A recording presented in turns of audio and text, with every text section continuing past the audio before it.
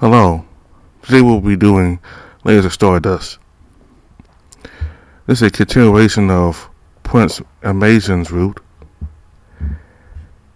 So last time, Jonathan agreed to help Prince Almeisan find a satellite that could offer answers to what happened to his fathers, who were the kings.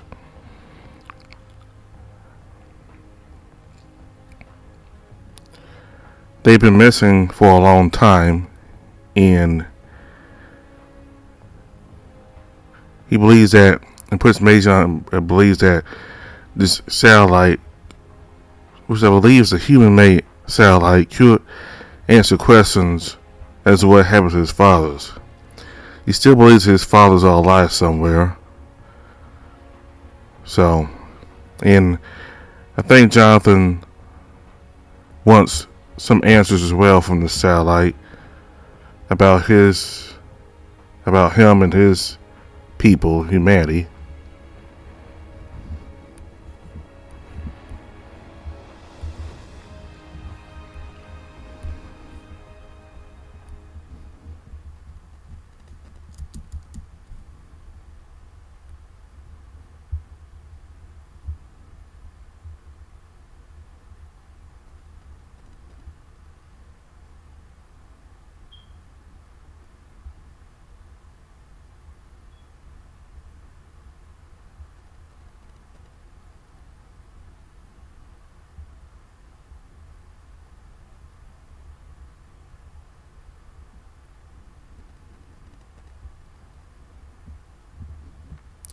I'm very much against this so-called plan, Jonathan, sir. It's irresponsible and dangerous. What is that man thinking by trying to get you involved? I understand, but I cannot ignore the fact that the prince may have precious information regarding my world. Jonathan, sir, is some old broken satellite worth all the risk you will be putting yourself in? You forget that the scary or Persia race. Even the most humble of them could kill you within seconds if they wanted to. Why are you so against the prince anyway? I'm not against him. I'm against all of them. They're predators. Murderers who led entire worlds to the brink of genocide. Just because he's trying to play nice doesn't erase the history of his kind. He's now getting you involved. You have forgetting my kind almost killed itself several times throughout history. And from what I heard, Vulcan aren't so innocent either.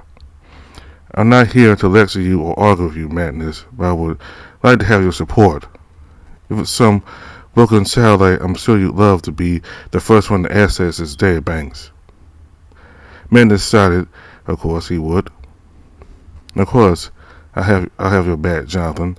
I'm not going to like it one bit, and will. Comes interrupted the inspector. Ambassador home. Dr. Akita is here for your health follow-up visit as requested. As the doctor entered the room, Madness's mood lifted. Knowing Dr. Akita is helping, I feel like there's at least a minimal chance of this working out. Oh? So not all of them are homicidal maniacs? Dr. Hope, I see Mr. Urias. We're an unlikely but not entirely surprising place to meet you. Has the good inspector been telling you the stories of my kind? Were they bloodthirsty and dreadful? Mildly putting it, yes. Not any more than the usual, doctor. He may have saved the lives of my men, but I still wouldn't trust you. You fired me, Mr. Urias. Not long ago you called me a murderer and a dumbbag. I must assume we are on a good path to improvement. Unlikely. Now I want to know, what is this plan of yours? I'm only responsible for ensuring Mr. Hope is in a still stay in the sanctuary. How? By faking a disease infection. Absolutely out of the question. It is not up to you, Mr. Urias. As I have said, faking it. I'm listening. Killer flu. The doctor responded calmly, but Madness immediately jerked up in protest. Are you insane, Doc? Even a fake version could kill him. What? What is killer flu? The doctor sighed and rolled his eyes at Madness, who stared, pacing around the room. Carrier flu is a disease that was once very common among all the imperial races. In the past, unfortunately, caused much harm to all people due to its severity. Millions died. Today is almost completely eradicated due to an extensive inoculation program. You have no idea how it's going to influence the ambassador. On the contrary, the scanning program Mr. Hope took yesterday. You took a scary scan probe yesterday and didn't tell me? I guess I told you about the claw wound. It must have skipped my mind. Manus covered his snout with his seized paw and uttered resignation. As I was saying, the probe has revealed that the human biochemistry is essentially similar to every one of the imperial races. You come from parallel worlds to the end. And how is that helpful? Injecting Mr. Hope an active vaccine and then providing an inoculation from a live donor will cause the fake symptoms. It also protects Mr. Hope in the future from the disease. How do you exactly provide an inoculation from a live donor? Doc, are you saying somebody will have to bite him?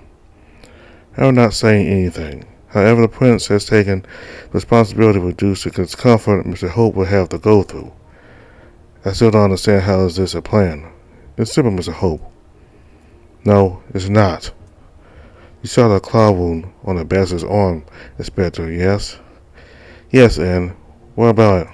The first advisor is one of the very few people who has not been vaccinated against a carrier flu. Manus scratched his chin, thinking and then showed his teeth in an amused grin.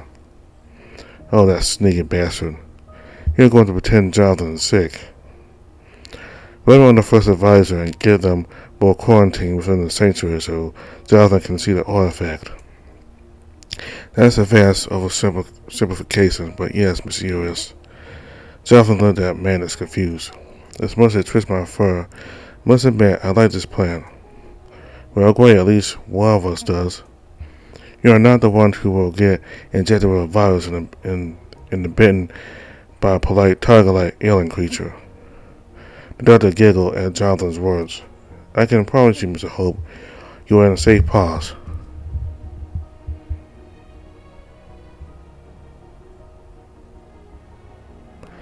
As the jet car left the palace, the city opened its wings before him, with all of its megalithic glory.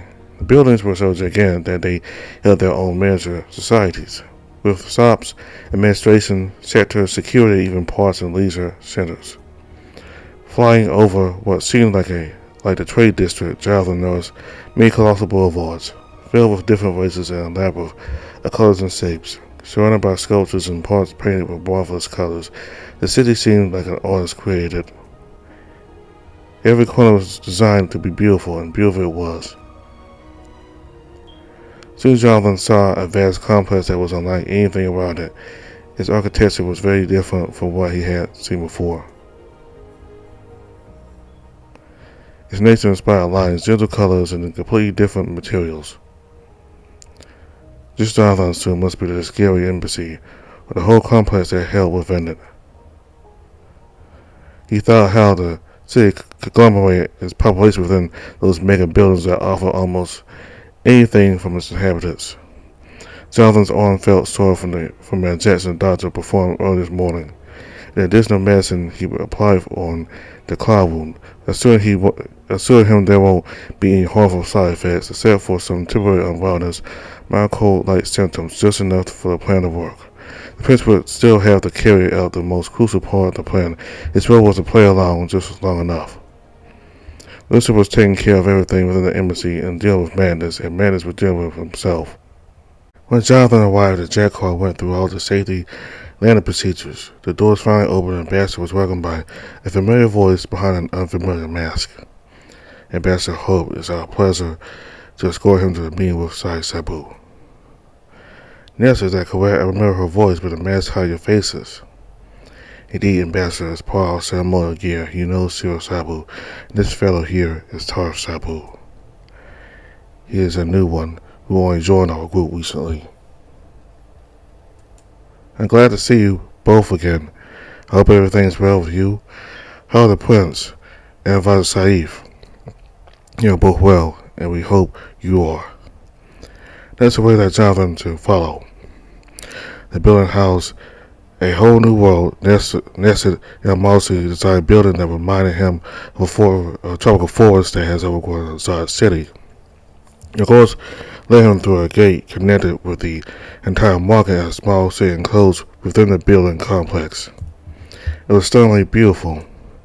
Welcome to Sado, soothed the master, the home away from home for us. It's breathtaking, Jonathan exclaimed enthusiastically. We are grateful for the kind words and memory of us, Ambassador. Shira answered. Sai Sabu has been keeping us extremely busy. What about Prince Almeisan? I hope he is well. He will have to ask Almeisan himself when the time comes. I'm sure Almeisan will be very happy to know he asked about him.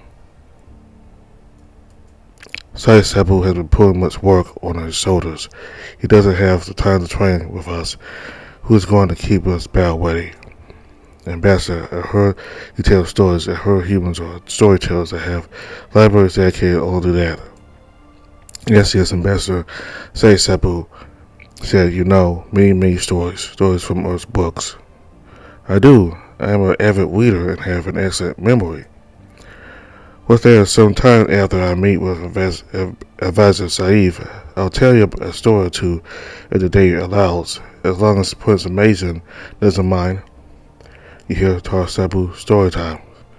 The scary guards laughed cheerfully as they guided him through the city. Before Jonathan managed to say anything else, they stopped before a shop filled with lamps and other unusual and exotic things, seemingly dipped into darkness. Tar Sabu, the ambassador inside to see if he can find a souvenir. The third guard only nodded. It felt odd when Jonathan turned towards Nelson. He noticed his master was off, and he lifted one finger to his feline lip and winked at him. Before Jonathan even realized it, he felt Tart place his plate-sized paw on his shoulder back and gently push him aside. Confused about what was happening, the man let himself be guided deeper into the shop.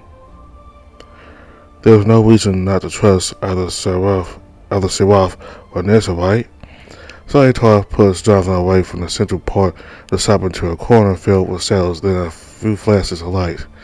It all happened so fast he only managed to take a deep breath for shock, and after that he saw the pair of emerald green eyes looking at him with a wild, overjoyed smile.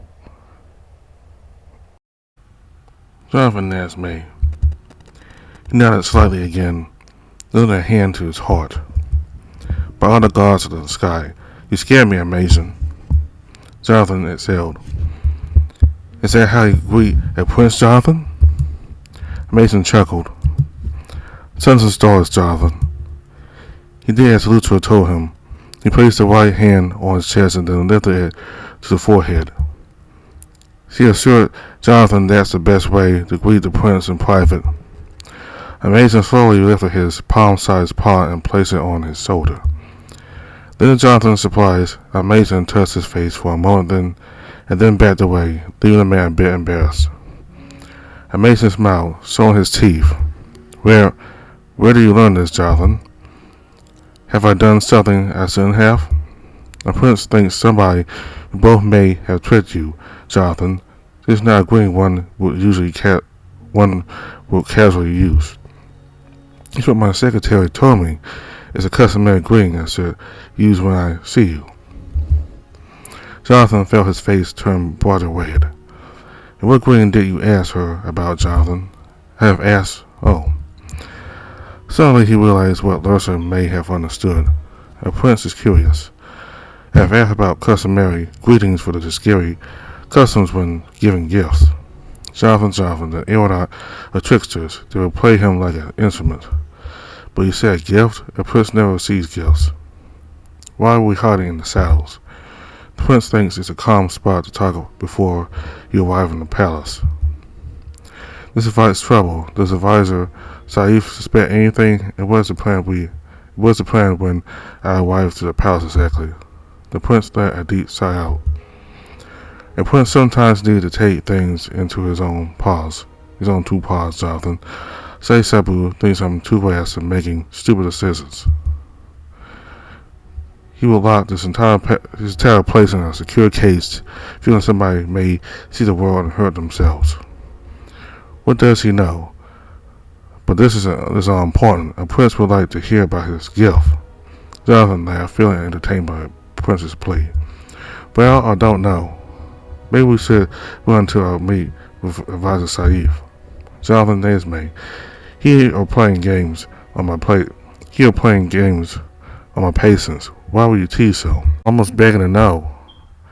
They say patience is a virtue. I'm sure you can wait, but the matter at hand, your plan, and after the plan, I feel very much left in the dark and pulled by the forces I don't fully understand. A prince is full of virtues. Patience may not be one of them. As the doctor already told you, killer flu is a dangerous disease that has been almost entirely eradicated in my species. We have developed an inoculation system to protect us and others. This is because often the scary would be the ones infecting others without being sick. It's a foul plan. The prince apologizes for exposing you to any discomfort, Jonathan.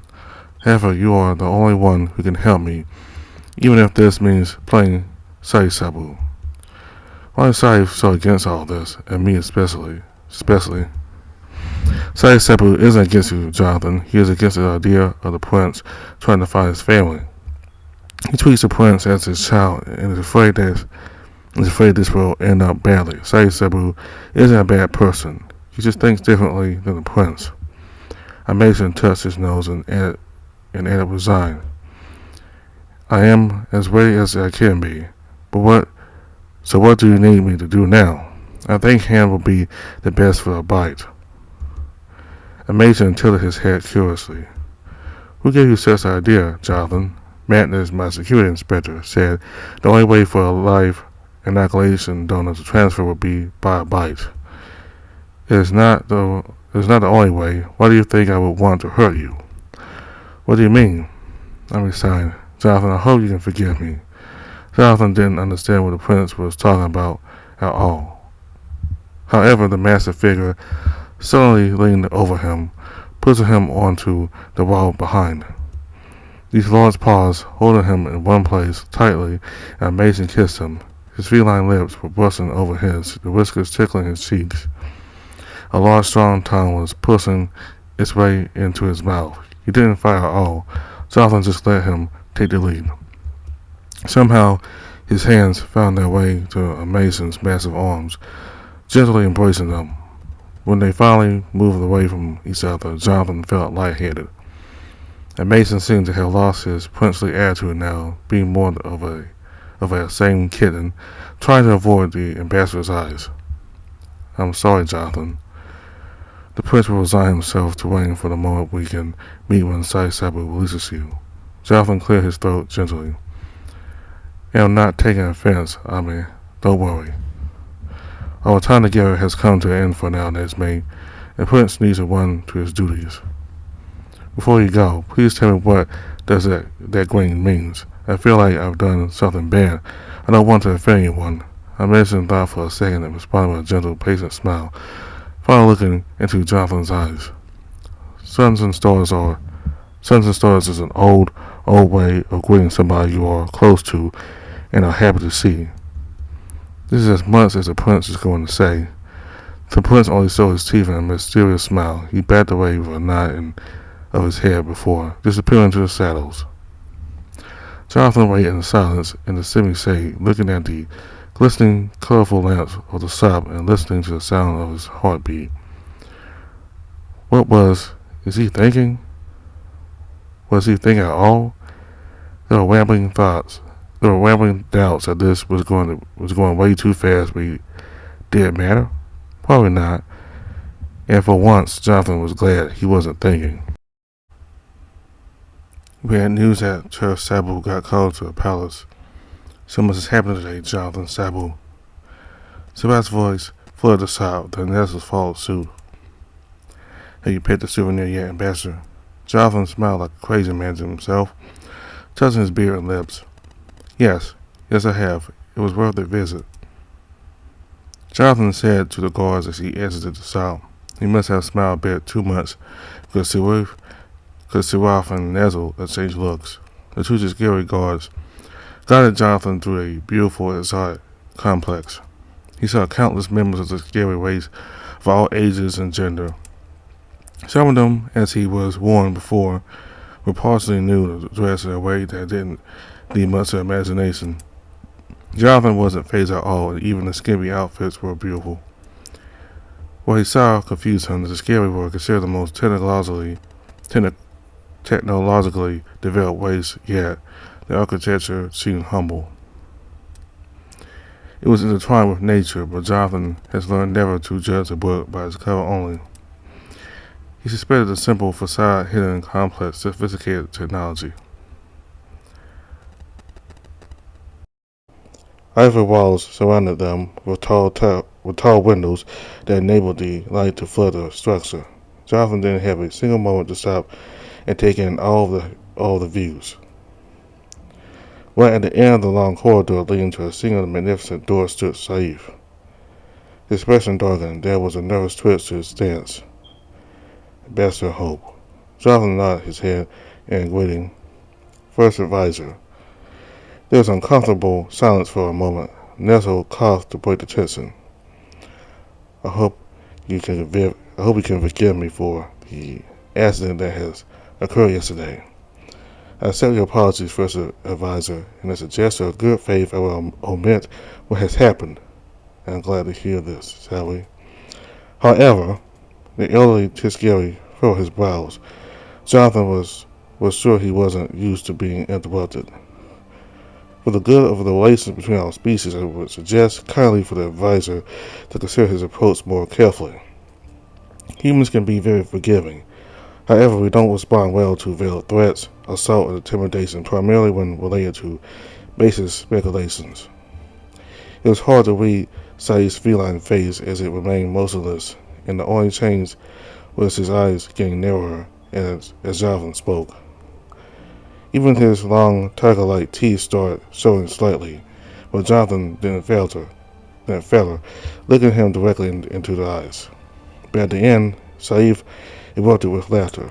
Ha ha, you are a feisty young one. I like you. The advisor clapped his paws again, breaking the tension. Now, if we may, Jonathan, follow me. To Jonathan's surprise, Saif lifted his hand, creating a gesture. He highlighted the air. Literally drawing a symbol, activated a holographic interface controlling the door. I'm impressed. Of course you are. Everyone is. Sanctuary is a haven for our species and those in need, a repository of knowledge and much more. The door moved heavily, and the holographic display vents and speckles of sign dust. From beyond, a light, bright like a star, flooded Jonathan's eyes, temporarily blinding him. He had to cover his face with one hand.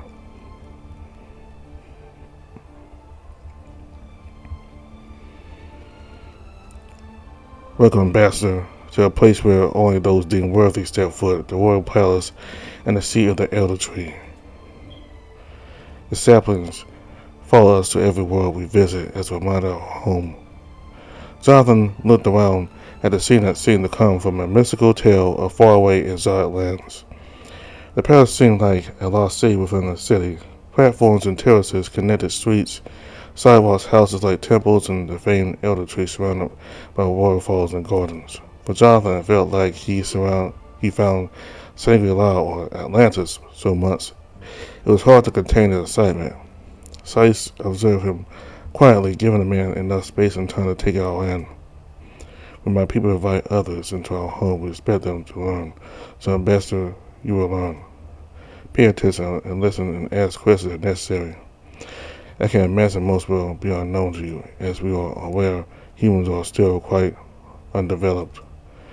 Jonathan rolled his eyes without commenting, feeling that Saif was trying to get a reaction from him. They walked together, and Saif talked about the current state of technology, economy, education, power supplies, research, transport, and the list was never ending. But moments before Jonathan thought he would fall asleep from the bombardment, the information that the first advisor kept pushing him, the doctor approached him. Well met, Mr. Hope. I have not expected you here this soon. Saif didn't sound too happy. It's a pleasure to see you too, First Advisor. I was to take Mr. Hope to the medical facility to finish the scan, no? You have approved it, yes? Has it been this long already? I wouldn't mind a break. That's much information to process in one instance. Jonathan felt exhausted. Mentally, he started having an increasing ringing in his ears. He wasn't sure if it was because of the change of the complex's environment or the higher temperatures.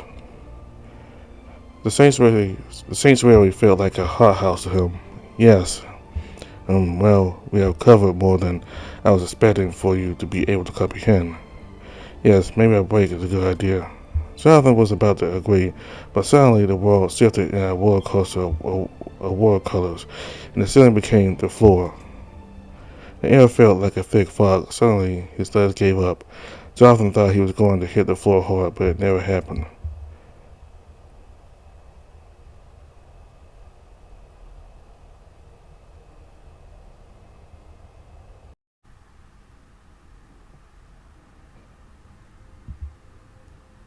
Silence.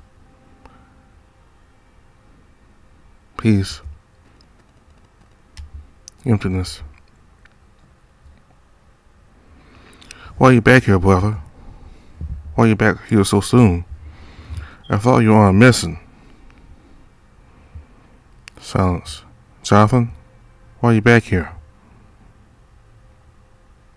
Silence. I don't know. Things keep happening.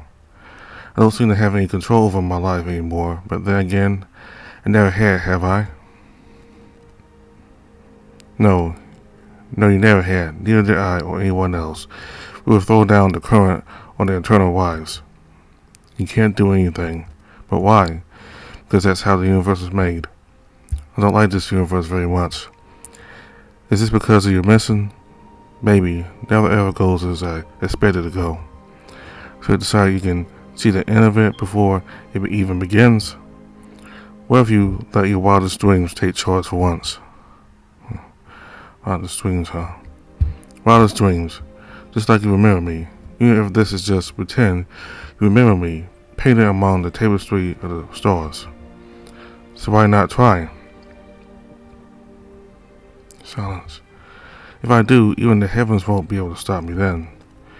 And why would that be so bad? Wildest dreams, huh? And Jonathan, yeah? Promise me, my one condition is that if this works out and the heavens won't stop you, you will keep on pushing forward living. Let's be a bit more realistic, shall we? So what was the color of the dragon you wanted?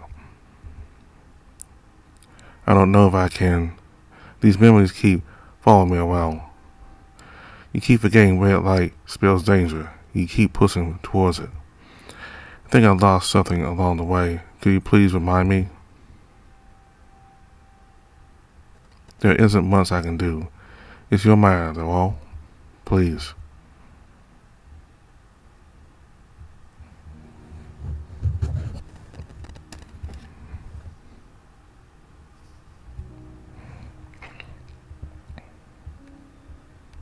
Welcome back to the Light Ambassador. Say now. You had a rough 2 days. Guys, what happened? Why did I have such a headache? Everything went as planned. Maybe better than planned. Your body had an acute reaction, but nothing an antibiotic and some rest can't handle. In fact, the plan worked so well, the first advisor has been put into a quarantine for an entire earthly week. 7 days? Indeed, Ambassador. I should be back on your feet soon. I'm glad, I think. What has happened in the last 2 days? Speaking of this, your faithful protector was very keen to ensure you were well. The prince? No. The Vulcan inspector. He is in fact somewhere around here. Both of them. Take your time, Ambassador. I will send word for him. Jonathan took some time to compose himself and slowly moved his sore body to explore his surroundings. The sanctuary was surprising and oriental place, deep into the history of its people. Its architecture, however, seemed familiar, with technology hidden everywhere, becoming a part of everyday life. Serene, blissful peace. Ambassador, also Jonathan thought. I thought you swore you had not set one foot in this place. I have, but somebody needs to protect you from yourselves and those ridiculous ideas you have. Well, I must say I'm glad you are here and that you are not blaming our friends anymore. I still blame them, sir, but you are the one who agreed and went through this ludicrous plan. That's why I have made a decision. You need at least one mentally stable culprit. Is that a wise decision, Inspector? Mason's voice reached them as the prince approached gracefully.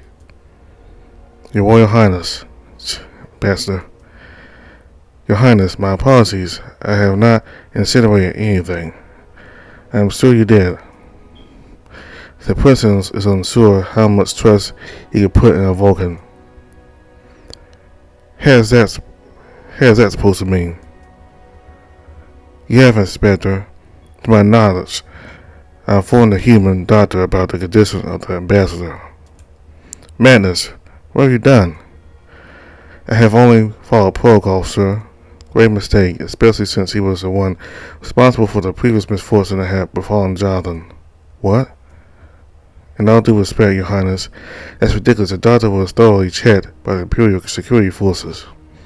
There was no indication of his previous visits of any malicious intent or proof of wrongdoings. Inspector, the science does not lie. The scientists have tested the substance that was given to the ambassador. Do you suggest they are wrong? It may be a coincidence, an error in the data.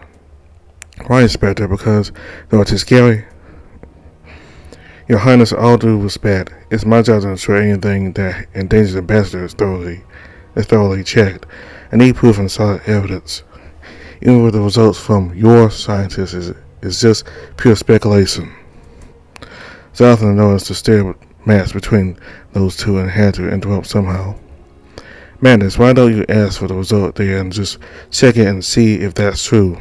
Your Highness?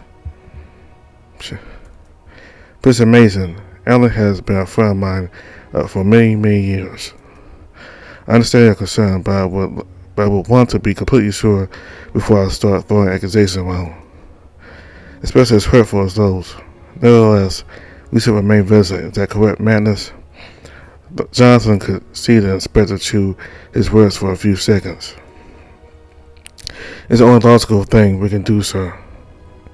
Very well. The principal request for the research data to be forwarded to your investigator through a secure channel. Almost immediately after that, without hesitation, Almeisan sat down next to Jonathan on a stone bench, completely ignoring the presence of Vulcan. The prince is glad to see you are well. That's what it can be after such an event. I hope I won't have to go through this again. The prince hopes. Your experience wasn't all that negative. Jonathan could feel a hot flash to his face after those words. If you wish to join the prince for a meal, we can discuss further steps.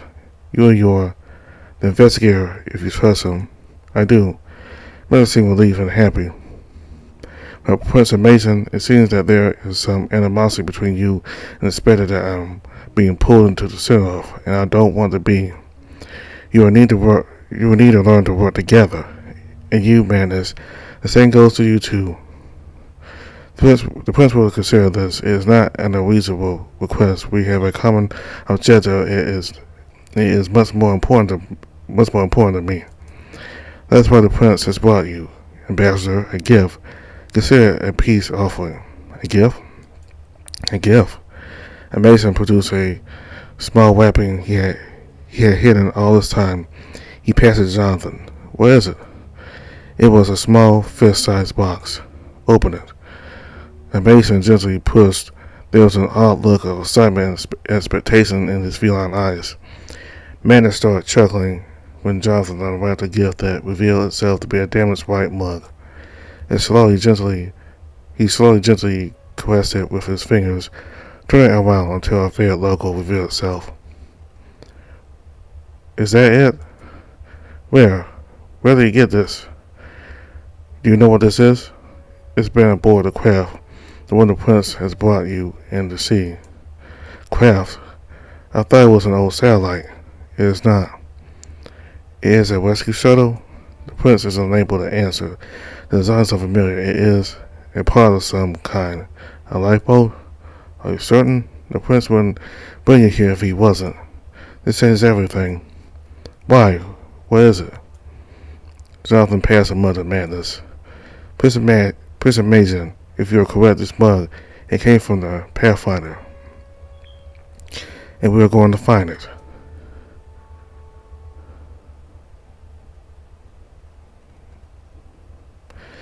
"72 years ago, USS Solar Pathfinder, under the command of Admiral Alexander Hope, embarked on a historic journey.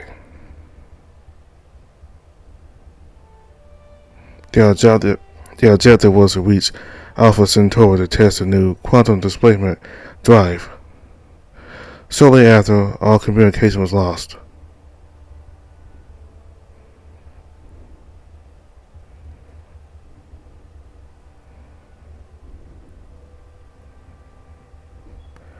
Thank you for playing this update. If you are interested, please support my work on Patreon.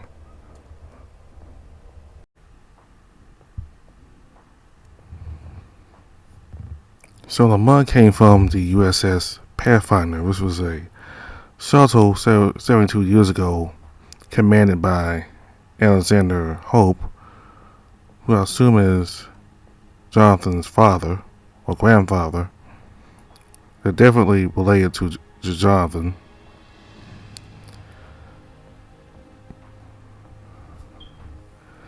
So they're going to find the shuttle, and hopefully it will answer questions for both Jonathan and Almeisan. We also got to meet First Advisor Saif again.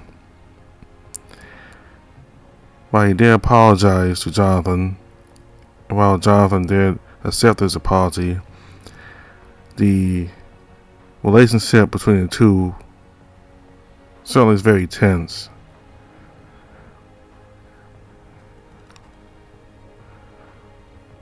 Which is contrary to when they first met, was very friendly, but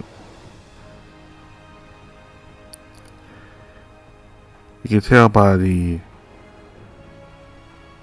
advisor that he got really irritated when Jonathan spoke up to him about the way he assaulted him. And he seems to be very dismissive towards humanity, and which he calls them a primitive planet. I don't know if he's just saying that as a fact, or he's just being dismissive. He's probably being dismissive, but certainly there is some tension between the two of them still. But it looks like while Jonathan was out for the past couple of days, Saif got sick. He was put in quarantine for a week, so I think that should be enough time for them, both Jonathan and Almeisan, to go look for this shuttle while Saif is out of the way and in quarantine, unable to keep an eye on Almeisan and still in trouble.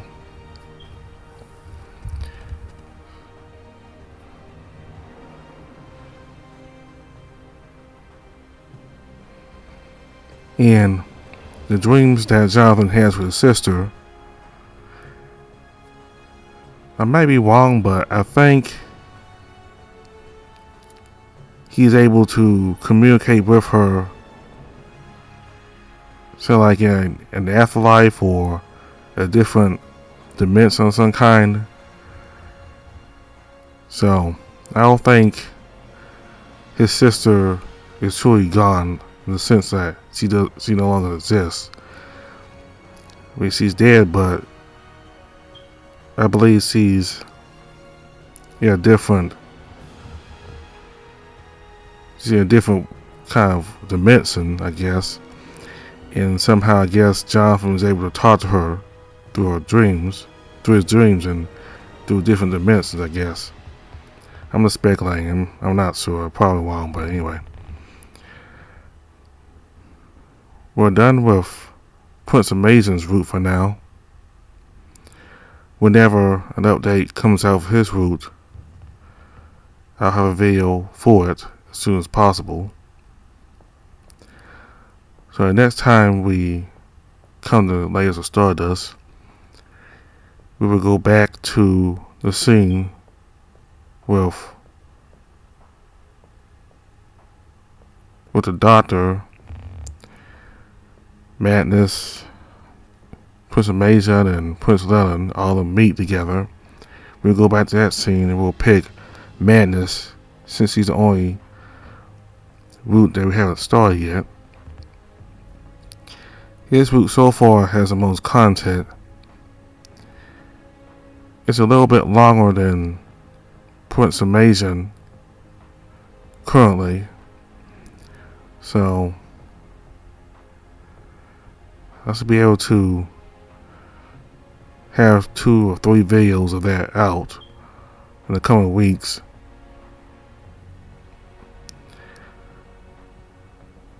So that's all I have for now. All the information for the game is in the description box below. Thank you very much for watching. See you later.